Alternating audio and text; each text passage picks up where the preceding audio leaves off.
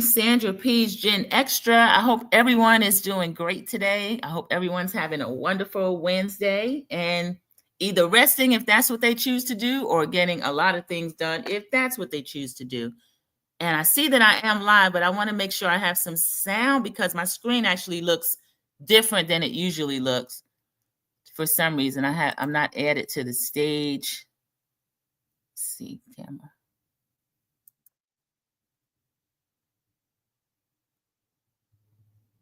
Okay, thank you, everyone. And as you come in, just please click the like button. All right, there we are. As you come in, please click the like button. And also, if you're not already subscribed, please go ahead and subscribe. This is the latest episode 6 for NextGen NYC. It's season 1, episode 6. It's the Boardwalk of Shame. They were going, the cast and friends, I call them friends lightly. Good morning. One of my moderators, my sister, Trush 612, came in and says, good morning. Thank you. The kids of the people that I know, they have all gone to Ocean City. So they're at the Jersey Shore. I'm unsure, actually, and I haven't even looked it up as to where they are, but we know this is Gia's trip. It's for Brooke's birthday. And so she is taking everyone to, let me start my camera.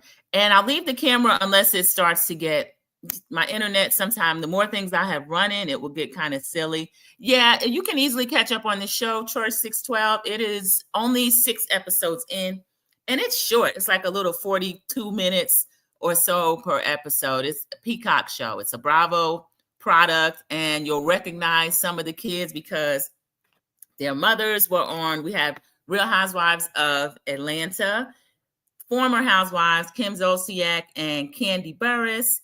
Their daughters, Riley Burris and Ariana Bierman, are on the show. Teresa Giudice of Real Housewives of New Jersey. I think that's paused for now. I don't know the details, but I haven't seen it lately. Gia Giudice is on that show. And then one of the franchises that I don't watch, Salt Lake City, I'm a little familiar with. Brooks Marks is a character that we're able to bring everyone in. He and his sister, Chloe Marks, are on the show. So all of them are 20-somethings. You'll recognize Ava Dash, who is Dama Dash and Rachel Roy's daughter. She's a model. And behind me, you still see the lovely Gertie. I was trying to switch this to an New York Gen NY, the NextGen NYC backdrop. And for some reason, I wasn't able to do that. So that's something I'm just going to work on. That's just a backstory that's not really important. But that's why you see the beautiful Gertie of Real Housewives of Miami behind me. She has nothing to do with this show. But I'm just going to go ahead and actually give the little recap of it. And then as people come in that watch the show, we can discuss it. And then I'm going to end up giving maybe a short rant. And just, of course, all of this is my opinion. So I'll make sure my banner, yes, the banner's running. And with the banner, it just says that this is copied under the Copyright Act of 1976, Section 107. Everything is in my opinion. And this is for education purposes or entertainment purposes. So we start out where we left off. This was a kind of confusing episode because I'd seen a couple of the scenes, and I think it was the preview, or I'm not sure if they showed them last week. Sharon Garbo, welcome in. Thank you so much. You came in and spoke to everyone. Sharon is a fellow watcher of this show as well. So we both started out, we're watching it for Riley, to support Riley. Riley doesn't need any help. Riley she can support herself, though I still support her. She had a couple of scenes that got on my nerves a little bit this week, but I'll go into that as I review the show. So they're all having lunch. They're having a group discussion of, let me see, I'm supposed to be sharing something. I apologize, everyone. They're having a group discussion of Charlie calling Georgia dirt poor. So that was an argument that they had, and it actually, it hurt Georgia's feelings, and it was uncalled for. Georgia was getting onto him about some things, and he was arguing back with her.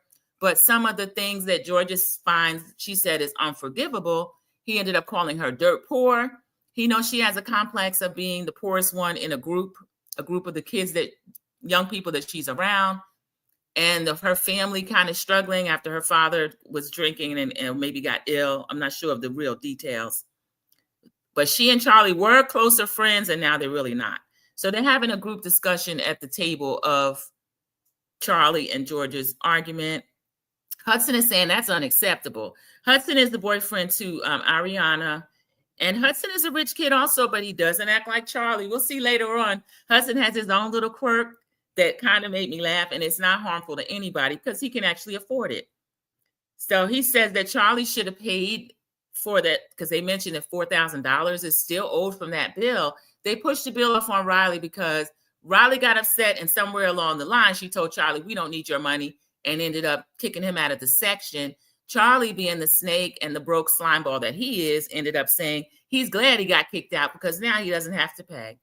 And then he doesn't carry a card anyway. He always has, he threatens to pay people back with Apple Pay, and then surprise, surprise, they never get the money.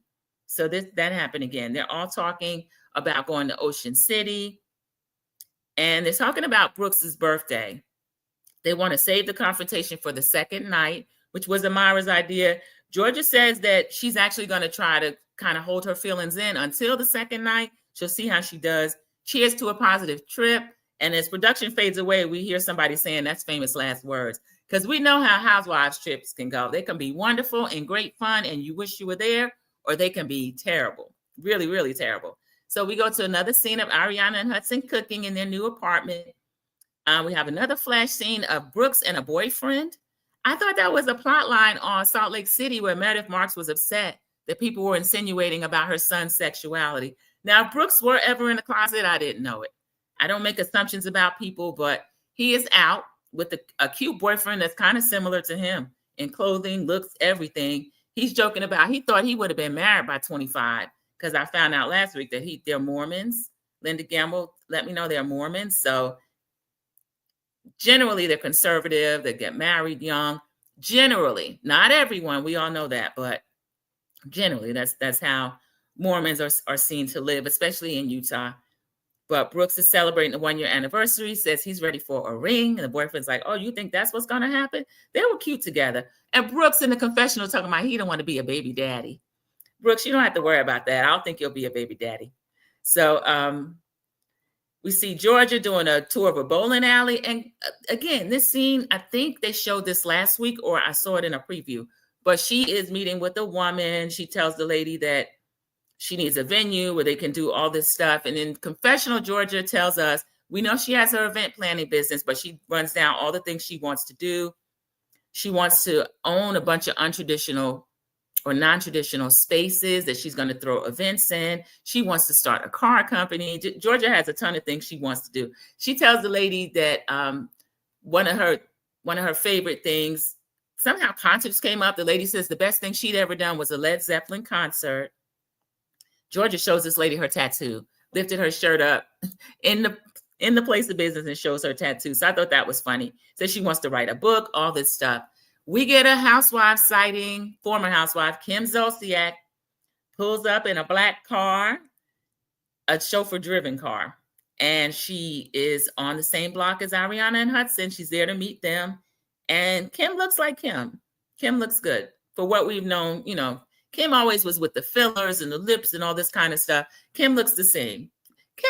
She's really tiny. Every time I see her, it's kind of, Kim is so little. So her and Ariana hugged each other. They're so glad to see each other. Ariana's dog, of course, greets Kim at the door. Kim's a dog person. She's greeting the dog. Ariana called Kim grandma to the dog, which I thought was funny. And Kim didn't even push back. Y'all, we first met Kim, she was claiming to be 30. She must have been, because Ariana's only 22 or so, I guess. And then she has Brielle, who's a little older, but we don't see Brielle at all. I heard that Brielle and Kim are on some kind of botched show. They're going to do something about all the fillers that they've had. But I thought fillers just kind of weighed down after a while. And Cece came in, one of my moderators, and she's speaking to everyone. Thank you. Thank you. And let me go back to Sharon Gobble's comments, because we both watched the show as well. If you come in and you watch it and you comment, thank you. Also, Team Replay. I like Hudson as well, Sharon. I do like Hudson ever since he got with Charlie, when Charlie thought he was going to bully Ariana. And then Charlie is a user, period. He is. Now that his name's going around about not picking up the tab, it's not a good look. Oh, Sharon is not polite to Kim, which is okay. Kim looks like trailer trash. That's something that her and Nene, when they would get into it, that's what they would always say about Kim. And Kim, when we met that family, I can't argue with it. Ariana is a good person. I do like her and Hudson together. I love her and Riley's friendship. So Kim is in the house with Hudson and Ariana. They're cooking. I love how domestic they are when they cook together. I think that's the cutest thing. Kim's looking around. How'd you get it furnished so fast? She goes in the bedroom and says, oh, there's no bed. So they're talking about that. And then they flash to Ariana again, confessional Ariana. She has a joint confessional with Hudson. And she's saying that, you know, she thought that she had all this money from her brand deals. Now, what I would think, she would also think that she had money from being on TV from the age of 6 or 7. Remember how little she was on Real Housewives? But we found out early on that Kim and also Croy spent the girls' money. So, and Ariana even helps them out with money from time to time. So that's something else, y'all. That's sad. Because I thought that if Hollywood, even reality shows, they're supposed to put a minor's money away for them. They're not supposed to be living off that money. If the parents take some type managerial fee, that's one thing. But for this girl to have nothing, Confessional Hudson said, one day you think you have hundreds of thousands, and the next day you have nothing. So Hudson he's plain spoken. He says what it is. He's encouraging about the situation, but he says he also tries not to meddle because it's Ariana's business. Even though he's her boyfriend, they're starting this fashion line together. They're renting an apartment together, so his money does come into play, but he lets Ariana handle the situation with, you know, her parents. Straight trash, I agree. Kim has always been fake. That's Trush 612, who's also very plain spoken. They're supposed to, same thing happened to Honey Boo Boo. Yeah, they're supposed to do that. Now, Honey Boo Boo, that's a quick aside on that, everybody. She just got her nursing license. So congratulations to Honey Boo Boo. I'm glad she's able to have a real profession, because that Mama June is a mess. She always used that little girl's money. So Kim's D, y'all, had the nerve to say, Ariana lets her know what they have scheduled for today. We're going to go to Little Italy. They're going to have lunch. So they're excited about that. Kim is excited that Ariana and Riley have rekindled their friendship. Let me turn this camera off. It looks frozen, guys. Sometimes that happens. I'm sorry. So Kim is excited that they've rekindled their friendship. But Kim had the nerve to say, if you think Candy's coming, you got another thing coming. She said, she took me to court. Now, Kim doesn't say that Candy took her to court because Kim is a deadbeat and tried to rob Candy. Production fills in the details about Tardy for the Party, because remember, neither Ariana nor Riley really know what happened. They were only about 6 or 7. Confessional Riley tells us, when I ask my mom, she tells me it's none of my business. And I guess Kim, I don't know if she's embarrassed because she's really shameless. She probably just doesn't want Ariana to know what really happened. We see a quick scene with Ava and Charlie. They're shopping. They're getting clothes. But it's funny. First of all, Ava claims she's shopping for Brooks's party and this little trip. But she's also saying that she has a conflicting event in the Hamptons. They're going back and forth about whether or not she wants to be in the car for 5 or 6 hours. I think that Ava's kind of punking out because she was caught talking crazy about Ariana and her fashion line. She was confronted by Gia and Ariana. And so now, surprise, Ava doesn't want to be around the girls. Confessional Charlie, one thing I'll give this to Charlie, the whole group's mad at him, except for Ava, except for, I guess his roommate Dylan's not into it with him. We'll find out later, Dylan's not going. I don't think Shy's upset, but Shy's not going. And then Ava's going to punk out as well. But Charlie will still show up. He'll want to leave, but he will still show up. So Confessional Charlie, for some reason, insults all of New Jersey. He said Jersey's full of ugly girls and fake crypto dudes fighting. So Charlie, come on now. I don't know that about Jersey. Jersey has its own reputation, I guess because of Jersey Shore and the way those kids would always fight with each other. But I wouldn't say that that's all of Jersey. Just the same way, Charlie, people could say New York, some of them are fake crypto bros and they're always smoking weed and owing people. But we won't say that. We know that's just some, or just Charlie. So Ava claims that conflict, but Charlie does need her as a buffer. She's chickening out. And then they start joking about, there's this little t-shirt in there. And Ava's like, oh, every time I see these little clothes, I start wanting to have kids. And then her and Charlie joke, what if they had kids together? And y'all, Ava is just a smiling. I don't know why she's smiling and joking. I see Charlie is kind of a bum from what we've seen so far. His father's got money, but that's got nothing to do with him. And then also, I heard a rumor that Ava was dating, remember Diana Jenkins from Beverly Hills? Some people, not me, some people were saying that she was a racist. She was harassing Garcelle's son, Jax. That was part of the reason why Garcelle no longer felt comfortable on that show. So I heard that Ava was actually dating. Let me turn that on. It's still frozen. I don't know what's going on. Ava was dating that boy, so it wouldn't shock me. Damon says that she never has any. If there is black around, it's not going to be one of her boyfriends. Her own father said that, and that was like the first episode. Troy 612, you catching up today? She said they're doing a lot since the second episode. Yeah, they are. And I agree with Sharon Garbo. Charlie is a bum. And his age, he's 29 years old, now 30, but during filming, 29. And then the other thing about Charlie is that we found out he's educated. He has 2 degrees. So, and then last week, he and Ava actually are able to open a Slutty Vegan whenever they get in there and get ready. It's up and ready to go. So that is a trip. So we see another housewife sighting. It's Teresa Giudice. She's on a call with Gia. They're talking about the trip. And then we can see Kim, Ariana, and Hudson. They're going to lunch in Little Italy. They're walking around. Kim's greeting other people's dogs. Kim has always been she's kind of a character. She's always been fun, but I don't like the little microaggressions Kim would do. And then when she got with Corey, it was a lot worse. But seeing Kim with Ariana, I like it a lot. And even on her phone calls, I like how she does it again. She compliments Ariana. She said, you always wanted to live in New York as a little girl. Here you are, you're living your dream. So you never get too old to hear that from your parents. I love that she did that. Good morning, TNT G-Mom. Welcome in. She comes in and welcomes everybody in, speaking to everybody. Thank you so much. So they start talking. They were talking about Charlie and the fact that they had a section and that it came to $14,000. And Kim was just bugging her eyes like, you should stay home and drink. Just stay home and drink bottles. I don't know if that's the best advice, but it's better advice than going out and owing a $14,000 bill. So they're saying that Hudson is still owed $4,000 because Riley kicked them out. Hudson had already peeped Charlie. We didn't know. Confessional Hudson says that when they first met and then production goes back, Charlie eyed Ariana from her soles of her feet to the top of her head and back down again. And then we get this smarmy grin on Charlie's face. So now we're finding out that he's mentioned to Ava that he kind of likes Ariana. He might want to, as he said, F her, which is really forward and kind of gross, but that's who this person is. We find out that he also has said the same thing to Riley. And Riley's like, well, she got a man, so what you want me to do about it? So, and I don't blame Riley for saying that. Charlie's a bum. So Confessional Hudson is saying, yeah, I noticed that you want my girlfriend. Sorry, kid. So Kim Z is saying that Hudson is a target. She's laughing about the bill. She said Hudson is a target. It must be the diamonds. And then they show us, which I noticed, Hudson likes his jewelry, y'all, which I think is cute. He got his diamond necklace on. Y'all, there is a scene, and production don't do that to these kids anymore. They show Hudson's jewelry collection, watch collection, diamonds. I don't think that was smart. Hudson, you will get robbed in New York. I didn't like that. So Charlie had already called Hudson a cuckold. He doesn't know anything about the two of them, but I feel like he had Googled them. And he's saying that you shouldn't lead with your jewelry. Hudson's got too much money to wear all this jewelry. You don't have to show your money. Now, here we got Charlie the bum giving Hudson advice on how to be rich. I found that kind of funny.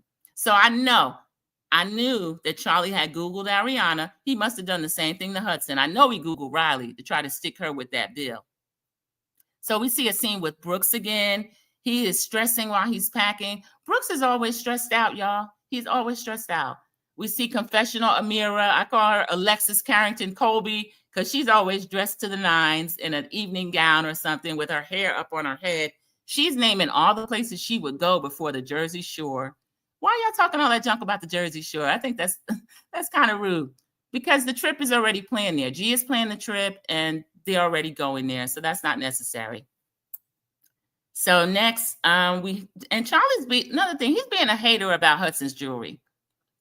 Charlie is riding with the Mark sibling, which is Chloe and Brooks. And next we have Gia and her boyfriend Christian arrive first, kind of get the place set up. There's an elevator. They love it. They ran upstairs. The kitchen's upstairs. It was gorgeous. So Gia's saying, people are going to pick their own rooms. Brooks arrives. He gets to pick first, which is fair. He's the birthday boy. But he and his sister are sharing, which is fine. They said there's enough beds. They love the room. And Brooks is like, I'll sleep on the beach. Brooks is kind of easygoing. It's his birthday. He's excited. He's also anxious because he knows that people in the group have beef with each other. And he said, I love everybody. I think Brooks does love everybody, but I'm not a fan of Brooks' non-confrontational stance, because we've seen every single one of the girls stand up for Brooks, but he doesn't have the guts to ever stand up for them.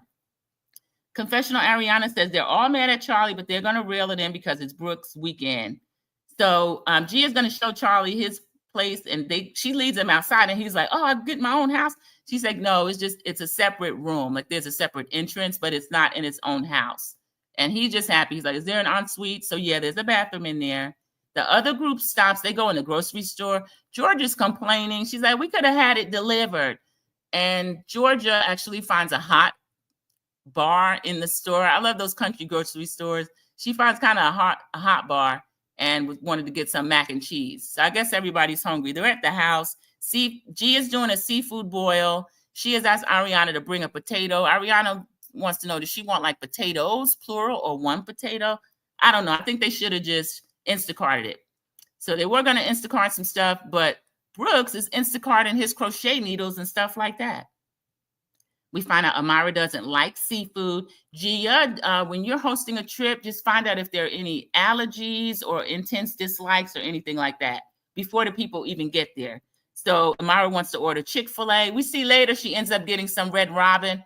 Y'all, Georgia stuck her hands right in the girl's fries and then had the nerve to say something about it. Oh, you're going to eat all this?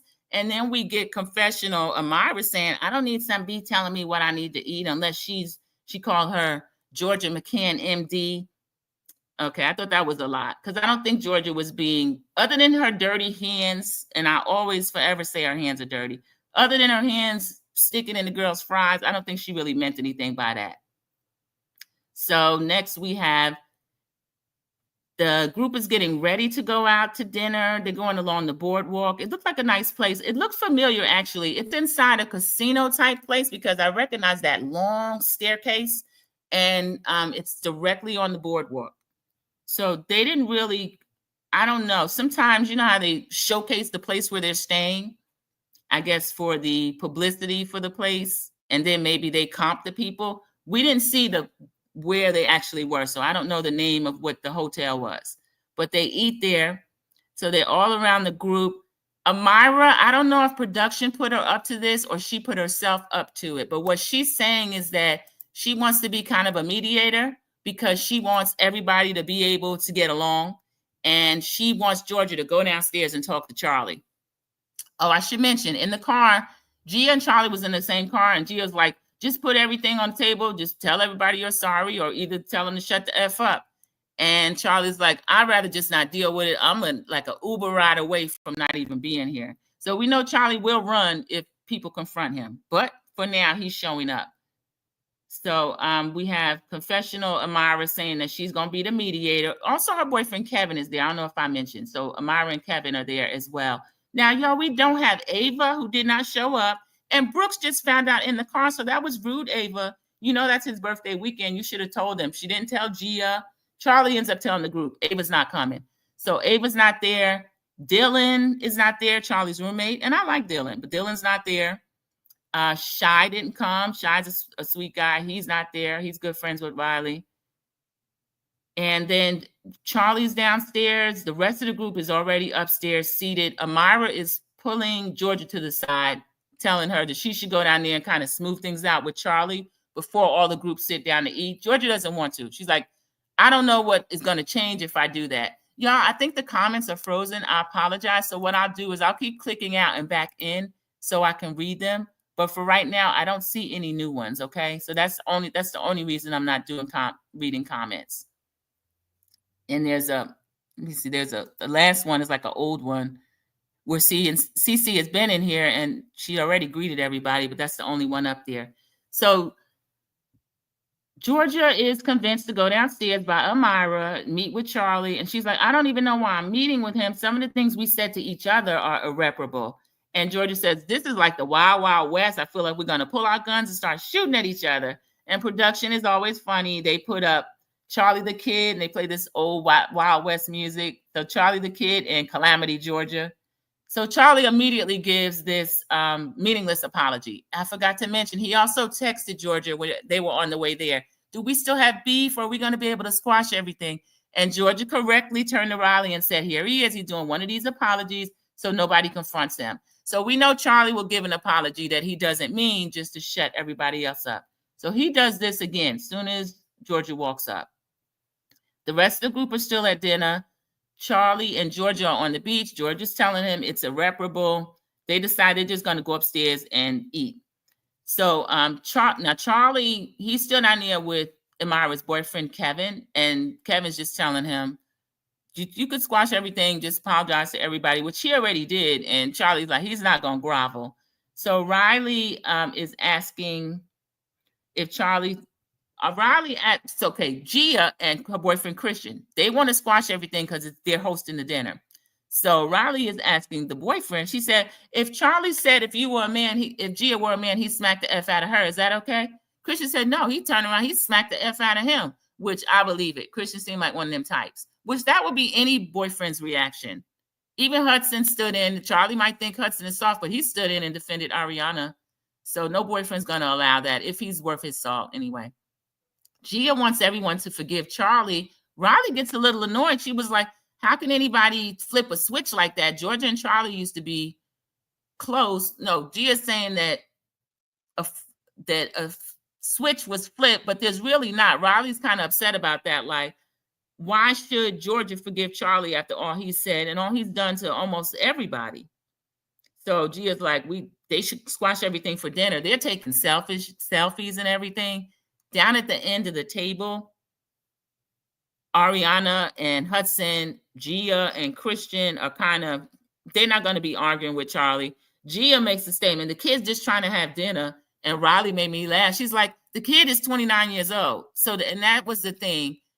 That's the thing George Washington or Georgia was mad about. She says, he could shoot my mother and they'd be taking selfies with him. You got to have some kind of boundaries. But I think for Gia, she just didn't want the trip to be ruined, but it kind of annoyed Riley. Riley was upset that Gia all of a sudden just wants to forgive Charlie. So Chloe Marks, Brooke's sister, we know how they are. They cannot stand any type of confrontation. She runs to the table and goes to get a magician at the bar. She brings him back and introduces him to everybody. And the other funny thing that was happening, Brooks is like completely out of it. He kind of asked what was happening. Georgia fills him in, but production keeps putting in these intrusive thoughts Brooks is having, like, oh, I wish I were doing my crochet. I need a straw for my drink, all this little stuff that he's just putting in that are not related to what's going on. And then someone mentioned that the trip is getting kind of bad energy. And it is, y'all. They all started arguing with each other. And I think it was because of Charlie's presence. Let me take this down and see.